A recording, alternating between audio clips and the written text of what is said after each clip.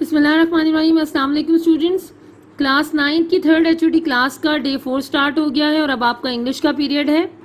अब अपनी इंग्लिश की बुक्स निकाल लीजिए। जी स्टूडेंट्स, हम लेसन पढ़ रहे थे 10 ड्रग एडिक्शन और उसका पॉइंट नंबर 5 आज पढ़ेंगे।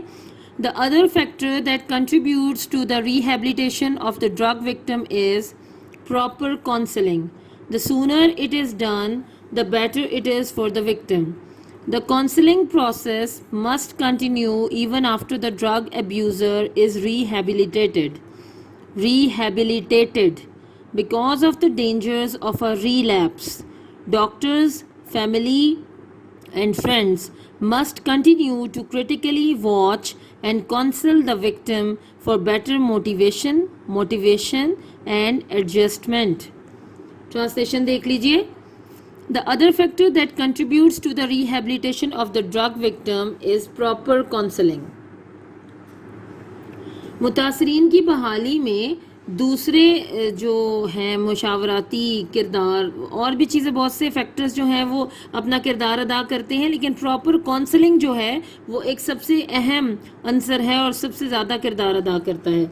The sooner it is done the better it is for the victim. जितना जल्द ये काम कर लिया जाए उतना ही मुतासरा फ़र्द के लिए ये बेहतर होता है.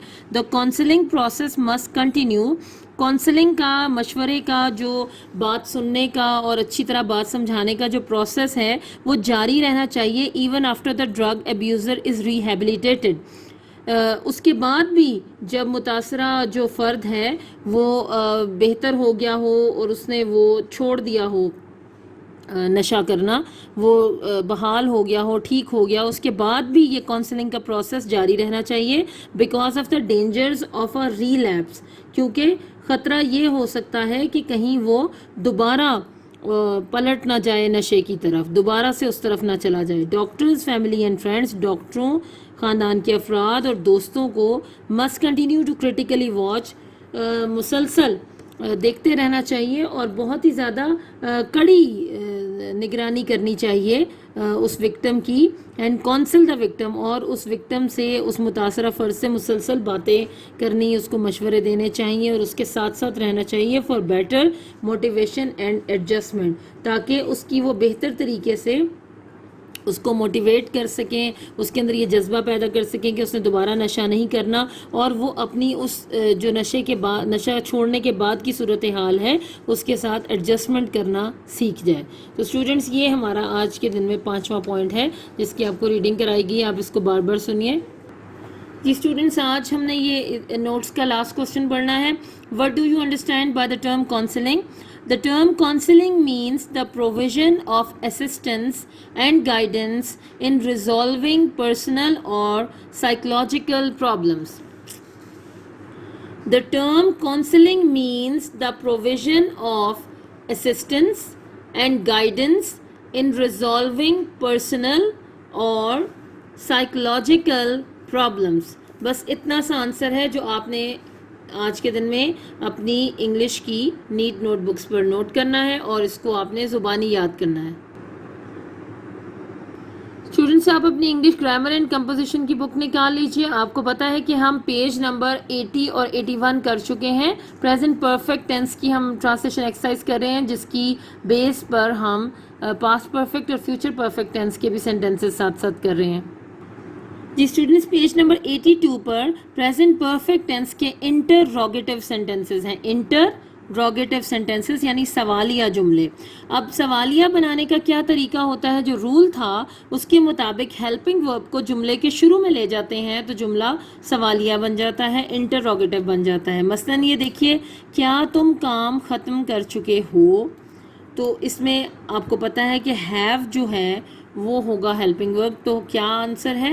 Have you finished your work. और अगर ये होता क्या तुम काम ख़त्म कर चुके थे तो क्या आ जाएगा हैव की जगह? बिल्कुल ठीक, हैड आ जाएगा. Had you finished your work. और अगर ये होता क्या तुम काम ख़त्म कर चुके होगे तो क्या आ जाता? Will you have finished your work. जी आप देखिए जुमला कैसे हो जाएगा, फिर विल आ जाएगा जुमले के शुरू में, क्योंकि आपको पता है वो विल हैव और शैल हैव होता है ना. तो will you have finished your work, finish your work ایسے ہی آتا رہے گا, یعنی جو بھی سینٹینس کا بقیہ حصہ ہے وہ ایسے ہی رہے گا. تو آپ کو پیٹرن بتا دیا میں نے, اسی پیٹرن پر آپ اب ان سینٹینسز کی ٹرانسلیشن کریں گے. کیا یہ لڑکا امتحان پاس کر چکا ہے؟ Has this boy passed the examination, question mark آتا رہے گا. تھا ہوتا تو ہیڈ آ جاتا, had this boy pass the examination. کیا یہ لڑکا امتحان پاس کر چکا ہوگا تو کیا آئے گا؟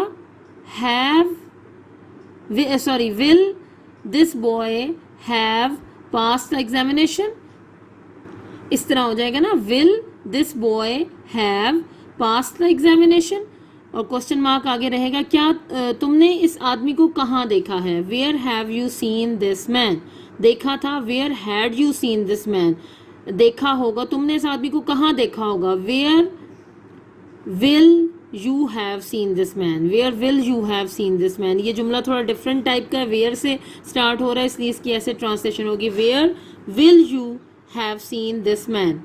آپ کے دوست نے کب شادی کی ہے؟ When has your friend married, شادی کی تھی. When had your friend married, اور فیوچر میں کیا ہوگا؟ شادی کی ہوگی.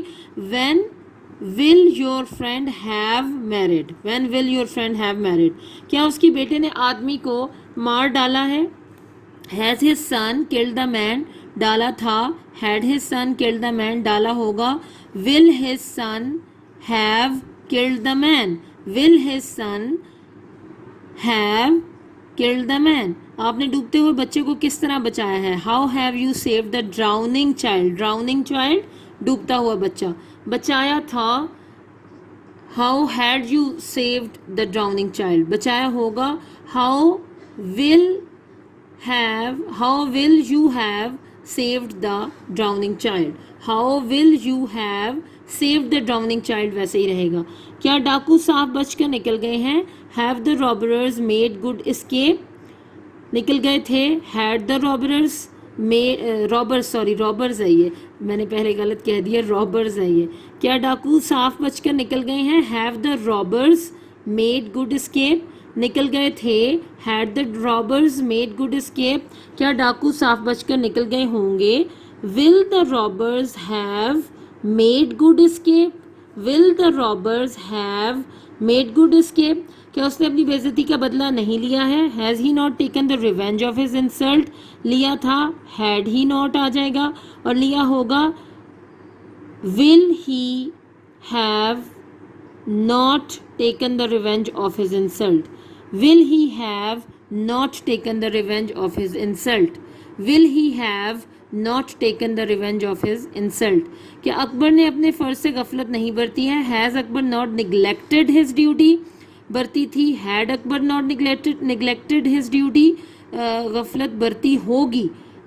will Akbar have not neglected his duty, انہوں نے اپنا کام مکمل کیوں نہیں کیا ہے؟ why have they not completed their work, کیا تھا. why had they not completed their work, کیا ہوگا. why will they have not completed their work, why will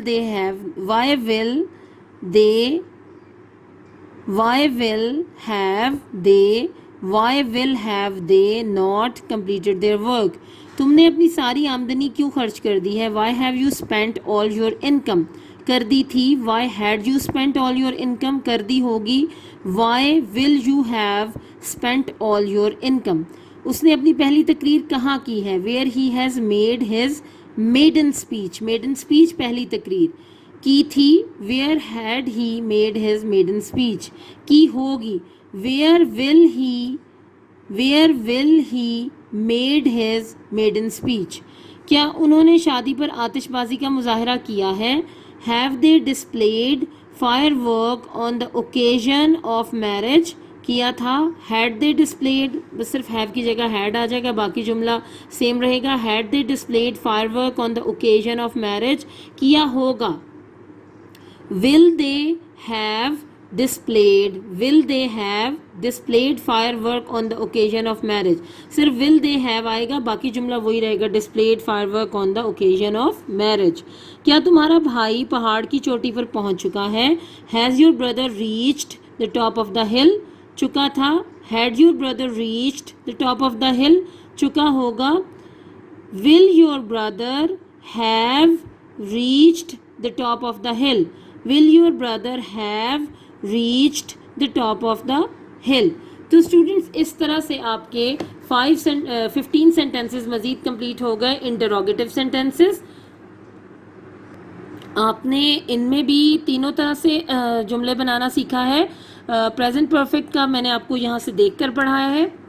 past perfect اور فیوچر پرفیکٹ کے انٹروگیٹو سینٹینسز بنانے کا طریقہ بتایا ہے. آپ اس کو بار بار سنیے اور نوٹ کیجئے. آج بھی آپ کے اس طرح 45 سینٹینسز تیار ہو جائیں گے اور آپ ان کو جب اچھی طرح تیار کر لیں گے تو آپ کو کانسیپٹ سمجھ آ جائے گا. جب آپ ایکچوئل ایکسرسائز پہ جائیں گے پاسٹ پرفیکٹ ٹینس کی اور فیوچر پرفیکٹ ٹینس کی تو آپ دیکھیں گے اسی پیٹرن پر ٹرانسلیشن ہوئی ہوگی, آپ کے لیے آسانی ہو جائے گی. السلام علیکم اسٹوڈینٹس, ڈے 9 میں آپ کو ویلکم کہتے ہیں اور اپنا اردو کا پیریڈ شروع کرتے ہیں. اسٹوڈینٹ بند نمبر 3 دیکھتے ہیں اور میں نے آپ کو کل 2 بند پڑھائے تھے. آج میں باقی 3 بند بھی آپ کو پڑھا دوں گی. آپ لوگوں نے یہ دیکھنا ہے کہ بند میں یہاں پہ بول رہی ہوں, آپ کے پاس نوٹ بک ہونی چاہیے, آپ اس کو لکھیں, ٹھیک ہے. اور اس کے بعد میں جو میننگس بول رہی ہوں, اس کے بعد حوالہ بولوں گی, میننگ بولوں گی, مفہوم جو ہے بتاؤں گی اور آپ اس کو خود لکھیں گے. اور اس کے بعد تشریح کا جو طریقہ کار کل میں نے آپ کو سمجھایا تھا اس طریقے سے تشریح کریں گے. اور آپ ایک دفعہ اس کا شاعر کا تعارف یاد کر لیں جو ہم نے نوٹ سے پڑھایا ہے, تو باقی آپ خود کر سکتے ہیں اور وہ اس طرح آپ نے خود لکھنی ہے. تو دیکھیے, ہر جا بچھا رہا ہے سبزہ ہرے بچھونے. ہر جا بچھا رہا ہے, ہر جا کا مطلب ہوتا ہے ہر جگہ. سبزہ ہرے بچھونے, بچھونے کہتے ہیں بستر کو. قدرت کے بچھ رہے ہیں ہر جا ہرے بچھونے, یعنی سبزہ جو ہے وہ ہر طرف سبزے کے ہرے بچھونے یعنی سبز بستر ہر طرف بچھ رہے ہیں.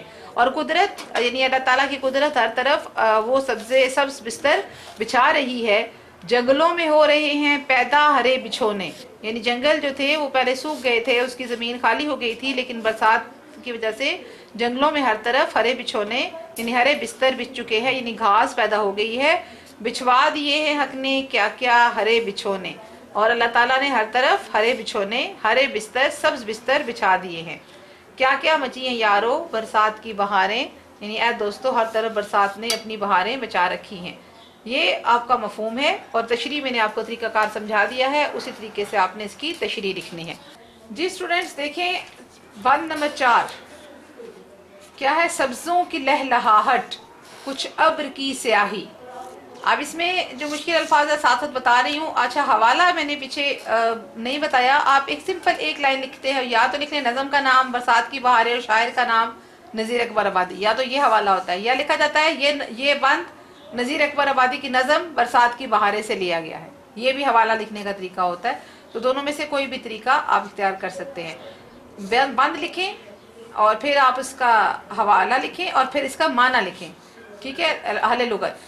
ابر کہتے ہیں بادل کو. سبزوں کی لہلہاہٹ کچھ ابر کی سیاہی, ابر کا مطلب ہوا بادل, یعنی کچھ تو ہر طرف سبزے لہلہا رہے ہیں اور کچھ آسمان پر کالے بادل چھا رہے ہیں. سیاہی مطلب کالے بادل چھا رہے ہیں. اور چھا رہی گھٹائیں سرخ اور سفید کاہی, یعنی جو گھٹائیں ہیں ان کا رنگ جو ہے وہ سرخ سفید اور کاہی جو ہے سبز رنگ کو کہتے ہیں, ٹھیک ہے.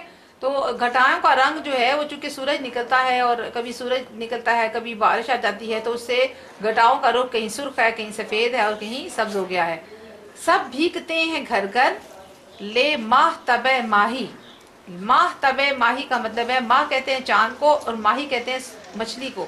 یعنی شاعر نے یہاں پہ ایک تشبیہ استعمال کی ہے کہ اب وہ جو ہے ایک شاعر جو تشبیہ بھی نہیں کہتے اس کو, انہوں نے ایک ہم اس کو یہ کہہ سکتے ہیں کہ سہارا لیا ہے, بہت خوبصورت انداز اختیار کیا ہے کہ چاند سے لے کر مچھلی تک ہر چیز بھیگ رہی ہے. حالانکہ چاند تو نہیں بھیگتا نا, بادل چاند سے تو نہیں آتے, ٹھیک ہے.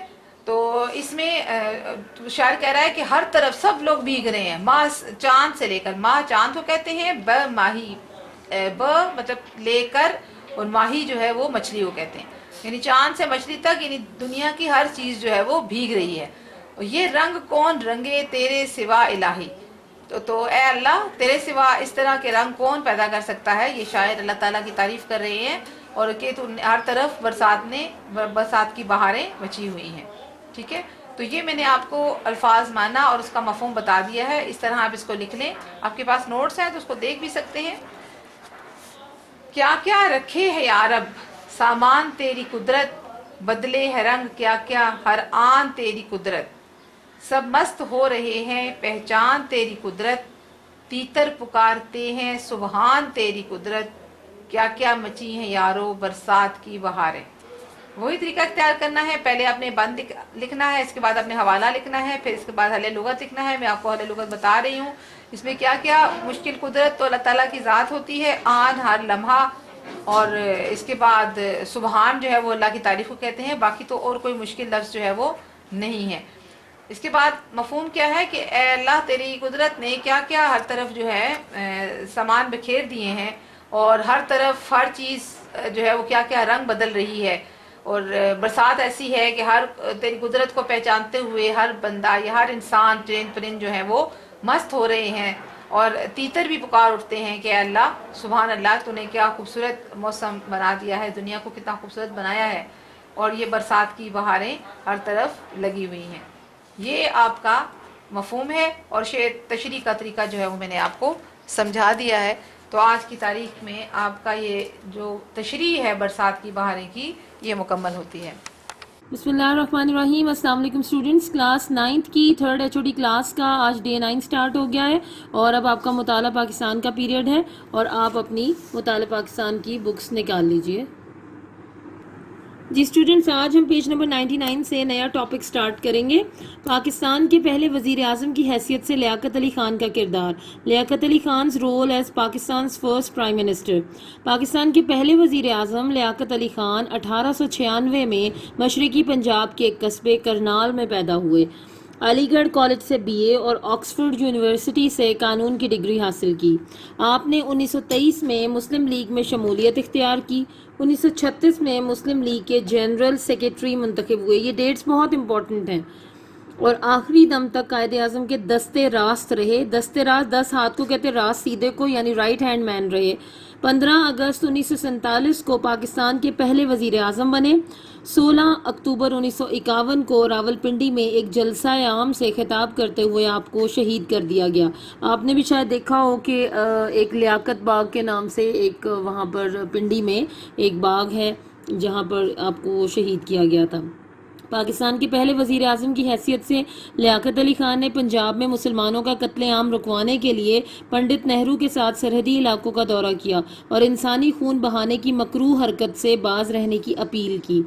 पंजाब में दाखिल होने वाले मुहाजिरीन के सैलाब को संभालना बहुत मुश्किल मसला था।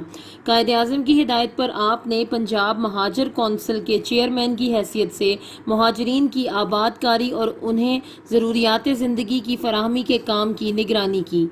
इंतज़ामी ढांचे की तश्कील, माशी ज़िंदगी की बहाली, बजट की तैयारी, कश्मीर की जंग, दाखिली इंतशार पर कंट्रोल और भारत की साजिशों के खिलाफ दिफा समेत तमाम दरपेश मसाइल में कायदे आज़म कौम और हुकूमत की रहनुमाई करते थे, लेकिन उनके फैसलों को अमली जामा पहनाने की जिम्मेदारी वज़ीर आज़म लियाकत अली खां पर ही आयद होती थी। कायदे आज़म की वफ़ात के बाद जब कौम के हौसले पस्त हो रहे थे और भारतीय क़यादत पाकिस्तान के ख़िलाफ़ मुसलसल साजिशें कर रही थी, तो ऐसे हालात में आप ही कौम के तर्जुमान और कायद थे। आपकी आला कायदाना सलाहियतों की बिना पर कौम ने आपको कायदे मिल्लत का खिताब दिया। लियाकत अली खान के अहदे हुकूमत में माशी तरक्की के लिए भरपूर जद्दोजहद शुरू की गई। आवाम को पाकिस्तानी मसनूआत के फ़रोग़ की तरगीब दी गई। टेक्सटाइल इंडस्ट्री की तरक्की के लिए जापान से मशीनरी दरामद की गई और पाकिस्तान इंडस्ट्रियल डेवलपमेंट कॉरपोरेशन का क़याम अमल में लाया गया। आपने 1949 में असम्बली से करारदाद मकासद मंजूर कराई और नए आइन की तैयारी के सिलसिले में बुनियादी उसूलों की कमेटी बनाई। आपने 1950 में अमेरिका का दौरा किया और अपनी तकारीर में अमेरिका के अवाम और कायदीन को क़याम पाकिस्तान के पस मंज़र से आगाह किया। आपने अमरीकी क़यादत को पाकिस्तान की दिफाई ज़रूरियात पूरी करने पर आमादा करने की भी भरपूर कोशिश की। इसी तरह आप पहले पाकिस्तानी वज़ीर आज़म थे जिन्होंने अमरीका में पाकिस्तान को रोशनास कराने में अहम किरदार अदा किया। लियाकत अली खान की खारजा पॉलिसी में इस्लामी ममालिक के साथ खुशगवार ताल्लुकात कायम करने को बुनियादी हैसियत हासिल थी। आपने तेल को कौमियाने के सिलसिले में डॉक्टर मुसद्दिक वज़ीर आज़म ईरान के इक़दाम की हिमायत की। شاہ ایران نے پاکستان کا دورہ کیا تو دونوں رہنماؤں نے مشترکہ پالیسی اختیار کرنے کے لیے مذاکرات کیے۔ آپ نے مغربی ممالک کی مصر کے خلاف جارحیت کی مذمت اور انڈونیشیا کی آزادی کی تحریک کی حمایت کی۔ قیام پاکستان کے بعد بھارت میں ہندو قوم کی طرف سے مسلمانوں کے خلاف شدید عناد کی وجہ سے ہندو مسلم فسادات معمول بن چکے تھے۔ لیاقت علی خان نے اس مسئلے کو حکومتی سطح پر حل کرنا ضروری سمجھا۔ چنانچہ اس سلسلے میں آپ نے 1950 میں بھارت کا دورہ کیا اور لیاقت نہرو معاہدے پر دستخط کیے۔ 1951 کے وسط میں جب بھارتی فوجیں پاکستانی سرحد پر جمع ہوئیں تو ملک میں غیر یقینی صورتحال پیدا ہو گئی تھی۔ آپ نے قوم کا حوصلہ بلند کرنے اور اس خطرے سے آگاہ کرنے کے لیے ملک گیر دورہ کیا۔ اب میں اس کا جو کوسچن ہے آپ کو وہ دکھاتی ہوں۔ پاکستان کے پہلے وزیر اعظم کی حیثیت سے لیاقت علی خان کا کردار واضح کیجیے۔ یہ آج کے دن پہ آپ نے لانگ کوسچن کرنا ہے۔ جو ابھی آپ نے ٹاپک پڑھا ہے وہ ایز اٹ از بھی اس کا آنسر لکھا جا سکتا ہے، اور آپ کو میں نوٹ سے بھی اس کا آنسر پڑھا دیتی ہوں۔ جی اسٹوڈنٹس، یہ نوٹس میں اس کوسچن کا آنسر دیکھ لیجئے، ہیڈنگز کے ساتھ ہے۔ وزیر اعظم کی حیثیت سے لیاقت علی خان کا کردار۔ پاکستان کے پہلے وزیر اعظم لیاقت علی خان ایک متوازن ذہن اور دھیمے، اس کا دال نہیں لکھا ہوا، آپ لکھ لیجئے، دھیمے مزاج کے، اور مزاج بھی چلیں ٹھیک ہے اس طرح بھی لکھا جا سکتا ہے، مزاج کے سیاستدان تھے۔ آپ ہندوستان مشرقی پنجاب کے علاقے کرنال میں 1896 میں پیدا ہوئے۔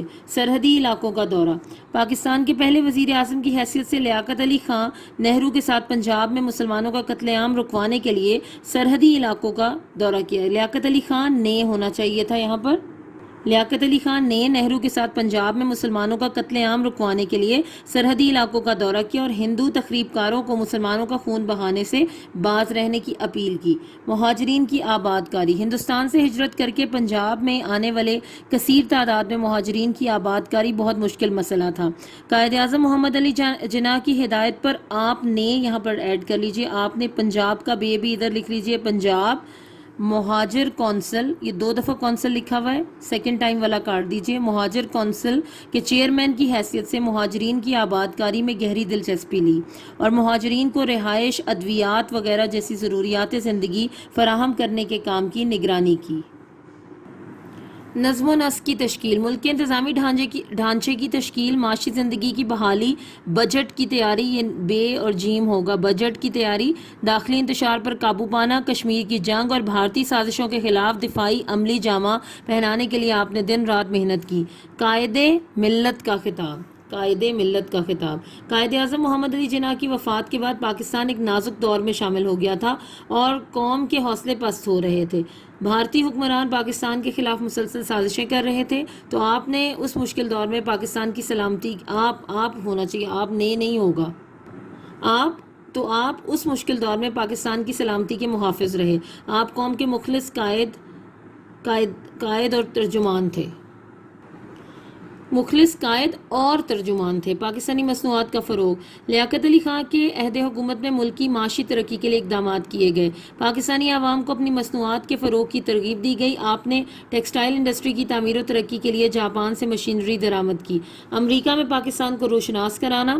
لیاقت علی خان پہلے پاکستانی وزیر اعظم تھے جنہوں نے امریکہ میں پاکستان کو روشناس کرانے میں اہم کردار ادا کیا۔ آپ نے 1950 میں امریکہ کا دورہ کیا اور اپنی تقاریر میں امریکی قائدین اور عوام کو قیام پاکستان کے پس منظر سے آگاہ کیا۔ لیاقت علی خان کی خارجہ پالیسی۔ لیاقت علی خان کی خارجہ پالیسی میں اسلامی ممالک کو بنیادی حیثیت حاصل تھی۔ آپ نے اسلامی ممالک کے ساتھ بہت اچھے تعلقات قائم کیے۔ شاہ ایران نے پاکستان کا دورہ کیا۔ آپ نے مصر کے خلاف مغربی ممالک کی جارحیت کی پرزور مذمت کی اور انڈونیشیا کی آزادی کی تحریک کی بھرپور حمایت کی۔ ہندو مسلم فسادات پر کنٹرول۔ قیام پاکستان کے بعد پاکستان میں ہندو مسلم فسادات معمول بن چکے تھے۔ بھارت میں ہندو قوم کی طرف سے مسلمانوں کے خلاف شدید نفرت پائی جاتی تھی۔ لیاقت علی خان نے ہندو مسلم فساد کو حکومتی سطح پر حل کرنے کی کوشش کی۔ اس مقصد کے لیے آپ نے 1950 میں بھارت کا دورہ کیا اور اس طرح لیاقت نہرو معاہدہ ہوا۔ قوم کو حوصلہ۔ بھارتی فوجیں 1951 کے وسط میں جب پاکستانی سرحدوں پر جمع ہوئیں تو ملک میں غیر یقینی صورتحال پیدا ہو گئی۔ آپ نے قوم کا حوصلہ بلند کرنے اور دشمن کے خطرناک عزائم سے آگاہ کرنے کے لیے ملک گیر دورے کیے۔ تو اسٹوڈنٹس، اس طرح آپ کا یہ کوسچن آج مکمل ہوا۔ اس کو آج ہی آپ اپنی نوٹ بکس پر نوٹ کیجئے اور اس کو زبانی یاد کر لیجئے۔ اسٹوڈنٹس، آج ڈے 9 ہے اور ڈے 9 میں ہم نے مختصر سوالات کے جوابات ہی پڑھنے ہیں چیپٹر 1 کے۔ اسٹوڈینٹس ڈے 9 میں ہمارے پاس سوال ہے سائنس کی حدود بیان کریں. تو اس کے جواب میں وہ لکھتا ہے کہ یہ وہ علم ہے جس کی بنیاد مادے کی طبعی اور کیمیائی خاصیتوں کے استعمال پر ہے. اس نے ہر شعبے میں بے پناہ ترقی کی ہے. تاہم سائنس اخلاقی اور روحانی تدابیر یا اقدار کا جائزہ لینے اور انہیں ماپنے میں ناکام رہی ہے. یعنی کہ سائنس نے تو بہت ترقی کر لی ہے, سائنس بہت آگے جو ہے وہ اس کا علم جو ہے وہ کافی ترقی کر گیا ہے, لیکن کچھ چیزیں ایسی بھی ہیں جس سے آج بھی ہم جو ہے وہ بے خبر ہیں, جن کے بارے میں ابھی بھی ہمیں علم نہیں ہے اور جن کا آج بھی ہم اندازہ نہیں لگا سکتا. جیسے لکھا ہوا ہے اخلاقیات اور روحانی جو تدابیر ہیں, ان کے بارے میں ہم آج بھی اندازہ لگانے سے قاصر ہیں. تو اس میں وہ آپ کو بتا رہا ہے کہ سائنس مختلف شعبوں میں بے پناہ ترقی کے باوجود ہم اپنے ارد گرد کے بے شمار اشیاء اور جو کیفیات ہیں ان کے بارے میں ہم جو ہے وہ علم نہیں رکھتے. آگے لکھا ہوا کہ اگرچہ دوربین سے بہت دور تا خلا میں دیکھا جا سکتا ہے, مگر اب بھی جو ہے وہ بے شمار اجرام فلکی انسانی آنکھ سے اوجھل ہیں. یعنی بہت ساری بے شمار جو ہے وہ اجرام فلکی جو ہیں آج بھی ہم ان کے بارے میں ہمیں نہیں پتہ اور ان کے بارے میں ہمارے پاس علم نہیں ہے. آگے لکھا ہوا کہ اس طرح انسان خود اپنے وجود کو اب تک مجموعی طور پر سمجھ نہیں پایا. بہت سی بیماریوں کا علاج اور سراغ پایا جانا ابھی جو ہے وہ باقی ہے. تو اس طرح کی بہت ساری چیزیں ایسی ہیں جس میں کچھ حدود ہیں, لیمیٹیشنز ہیں سائنس کی. تو یہ ہمارے پاس سوال تھا. اگلا سوال ہے کیلنڈر کی تکوین کیسے ممکن ہوئی. تو کیلنڈر کی جو تکوین کیسے ممکن ہوئی اس کا جواب بھی ہم نے پیچھے ہم نے پڑھ لیا تھا, جس میں ہم نے وہ سوال پڑھا تھا سائنس کی ترقی کے حوالے سے, اور جس میں ہم نے پڑھا تھا کہ یہ جو چینی, مصری, بابلی اور مسلمان سائنسدان اور ماہر فلکیات نے اجرام فلکی کا جو ہے وہ گہرا مطالعہ کیا, جو آسٹرونومی میں آپ نے پڑھا تھا علم فلکیات کے اندر. تو اس میں یہی لکھا ہوا ہے کہ جنہیں بغیر کسی آلے کے دیکھا جا سکتا ہے. انہی مشاہدات کی بنیاد پر ان لوگوں نے کیلنڈر کی تکوین کی جس کے ذریعے سال, مہینوں, ہفتوں اور دنوں کا تصور جو ہے وہ قائم کرنے میں آسانی ہوئی. یہ فی الحقیقت ان قدیم ماہرین فلکیات کا کارنامہ ہے. تو یہ کیلنڈر کی تکوین جو ہے وہ علم فلکیات سے میں جو ہے وہ ممکن ہوئی تھی. اگلا سوال ہے ٹیکنالوجی سے کیا مراد ہے. سائنس کے اصولوں اور قوانین کو استعمال کرتے ہوئے مشینوں کی ایجاد اور مختلف صنعتوں میں ان سے کام لینا ٹیکنالوجی کا کہلاتا ہے. یعنی کہ آج ہم اپنی روزمرہ زندگی میں جو ماڈرن وے آف لیونگ استعمال کرتے ہیں, جس میں ہمارے پاس بہت ساری چیزیں آ جاتی ہیں, یہ ہماری سارا کا سارا جو جس میں کردار ہے وہ ٹیکنالوجی کا ہے. تو اس طرح ڈے 9 کا کام بھی ہمارا مکمل ہوتا ہے. اب آپ نے ان سوالوں کو بھی اچھے طریقے سے یاد کرنا ہے اور لکھنا ہے.